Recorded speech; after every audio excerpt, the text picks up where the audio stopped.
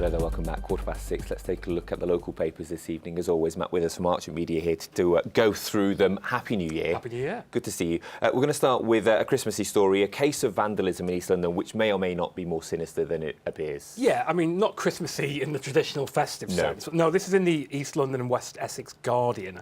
It's a nativity scene in Ilford, which was vandalised over Christmas, with the actual baby Jesus figure being decapitated outside Redbridge Town Hall. Now, this was reported, but what this has led to now is discussion over whether this was what local newspapers traditionally refer to as mindless vandals or something a bit more sinister. The British Pakistani Christian Association, who installed and paid for them, they believe it's the latter. Wilson Chowdhury, who's the chairman, said that the belief of local pastors and Christian leaders is that vandals would have simply smashed the figurines, but the beheading is evidence of extremist intent. He said, I may be wrong, may just be some warped teenagers of no faith that have done this, but the fact that the police investigation into this desecration is stalling is very disturbing, as it does nothing to quell community anxiety. So clearly he believes there's more into it than some drunken teenage tomfoolery. Reading between the lines here, suggesting that not everybody else shares it. In fact, Redbridge Council twice in a very short statement referred to it as vandalism. Yeah, difficult really to kind of elaborate on this because of the facts, and obviously there is a police investigation there, but one would hope it was the first issue there, that it was just idiots having a drink and then doing something It looks silly. that way, and it looks, I mean, the police investigation, it looks like it's not something that is being looked into too deeply. Suggestion here is politically correct behaviour. I mean, read into that what you will. Yeah, OK. Moving on, the Hammond High. Now, they have, well, Christmas was saved, albeit by a slightly late alarm call. Yes, this was a little bit embarrassing. The Christmas Day Lido swim, which takes place at the Lido Park Road in Crouch End. Usually every year, it didn't take place last year for technical issues. This is for people whose idea of a good time on Christmas Day morning is going swimming in absolutely freezing cold water. But this time they got there at 9 o'clock when it was due to start. And it wasn't able to go ahead because the operations manager, Adrian Williams, was in bed. So a lot of people... He'd had a sherry the night before. I imagine that, does he have children? May have left out a sherry for Santa Claus that may have made its way into his own mouth, yes. There were people outside a little bit annoyed. One said that his partner was waiting to be driven to church.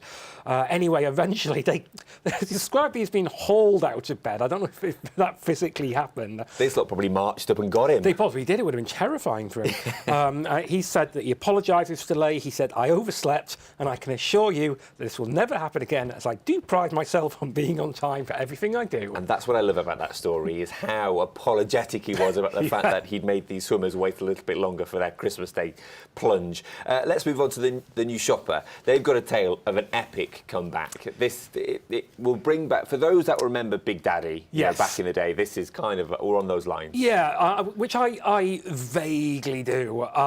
Yeah, this is a 72-year-old from Swanley. His name's Bobby Brown, but he goes by the name Vince Randell, which you have to say is at the less imaginative end of the wrestling nickname spectrum. He's going to come out of retirement, age of 72, for one final match, or bout, I suppose.